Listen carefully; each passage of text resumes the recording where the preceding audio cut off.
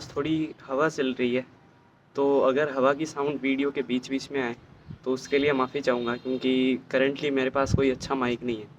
लेकिन वीडियो की वैल्यू में कोई कमी नहीं होने वाली है। So let's start. Sports generally physical health के मामले में बहुत अच्छे होते हैं। इसीलिए हम उन्हें सबसे बढ़िया मानते हैं फ़िज़िकल हेल्थ या फिर ऐसे किसी एस्पेक्ट के लिए। लेकिन स्पोर्ट्स सिर्फ फिज़िकल हेल्थ के अलावा बहुत सारी चीज़ों में हमारी हेल्प कर सकते हैं। टीनेजर्स के लिए एक स्पोर्ट खेलना कितना ज़रूरी है, आज मैं वही आपको बताने जा रहा हूँ। कुछ ऐसे पॉइंट्स हैं जो कि प्रूव करते हैं कि sport is extremely important for teenagers. अब इसमें ये डिबेट नहीं आती है कि कौन सा अच्छा है, कौन सा बढ़िया है। सारे अपनी-अपनी जगह अच्छे हैं। बस एक स्पोर्ट होना चाहिए कोई भी तरह का। स्पोर्ट्स क्यों इम्पोर्टेंट है टीनेजर्स के लिए इतने ज़्यादा? उसके कई सारे रीज़न्स हैं। पहला रीज़न ये है कि आप अपनी सोशल लाइफ़ को और अपनी कम्युनिकेशन स्किल्स को बहुत अच्छे तरीके से इम्प्रूव कर सकते हो। क्यों? क्योंकि आप जब स्पोर्ट्स खेलोगे, स्पेशली टीम स्पोर्ट्स या फिर आप किसी एकेडमी भी जाते हो और जब आप लोगों से मिलते-जुलते हो, कनेक्शंस फ़ॉर्म करते हो, तो आपके इन ह्यूमन ब्रेन को इतना अच्छा लगता है उस चीज़ से कि आपको रियल हैप्पीनेस मिलती है। वो चीप डोपामाइन नहीं जो आपको रील स्क्रॉल करके मिलता है या ऐसा कुछ। हैप्पीनेस मिलती है, आप कनेक्शंस बिल्ड करते हो, आपकी कम्युनिकेशन स्किल्स अच्छी होती है, आपकी सोशल लाइफ़ अच्छी रहती है जब आप लोगों से बात करते हो।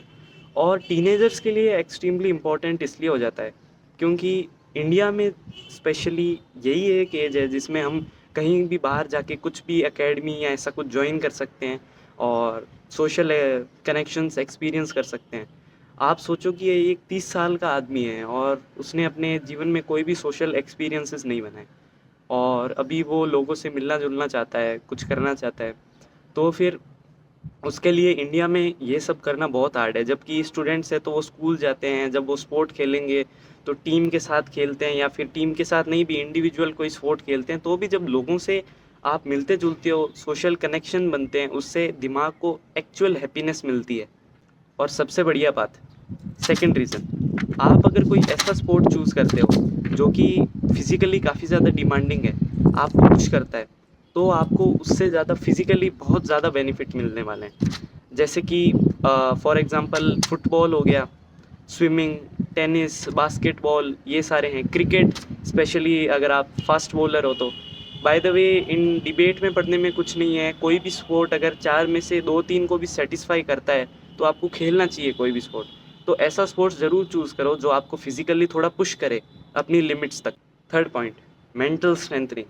जब आप स्पोर्ट्स में हार रहे होते हो तो आप अपने गेम में कुछ इम्प्रूवमेंट्स करते हो, वन बाय वन चीज़ों को एक प्लान के साथ फिक्स करते हो, हमेशा क्लियर रहते हो।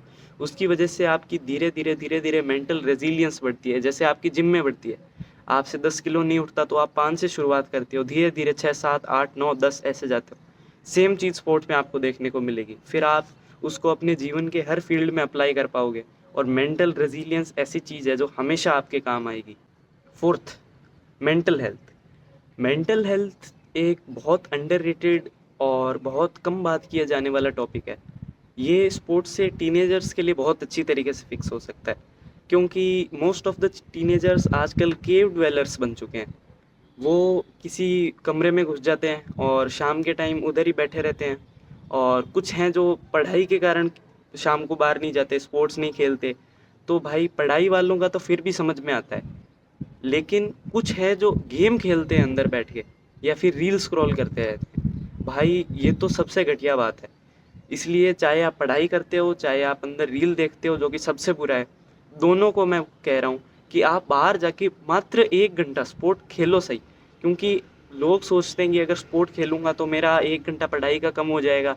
नहीं होगा, आप स्पोर्ट खेलोगे, मेंटली हेल्दी रहोगे, फिज़िकली फिट रहोगे तो आपके 4 घंटों में उतनी पढ़ाई हो जाएगी जितनी आपको 6-7 घंटे में करने में लग रहे थे। तो ये बहुत ज़रूरी चीज़ है, आप किसी भी चीज़ के लिए अपनी मेंटल हेल्थ और फिज़िकल हेल्थ को कॉम्प्रोमाइज़ नहीं कर सकते। इसीलिए बाहर निकलना शाम के टाइम में बहुत ज़रूरी है। मेरे साथ भी यही चीज़ें हुआ करती थी।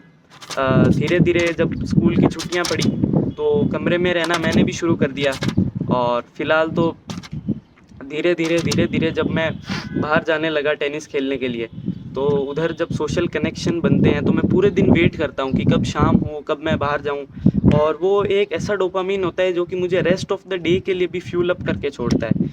आते ही मैं काम करने का मेरा मन करने लगता है और खेलने से जो सारे बेनिफिट्स होते हैं वो मुझे भी हुए। मेंटल हेल्थ धीरे-धीरे मेरी बहुत अच्छी हो गई। बाकी कामों में भी मैं धीरे-धीरे अच्छा होता गया। इसीलिए आपको मैं ज़रूर ये एडवाइस करता हूँ, प्लीज़ ट्राई प्लेइंग स्पोर्ट। कोई भी स्पोर्ट्स चुनो और आज से ही लग जाओ।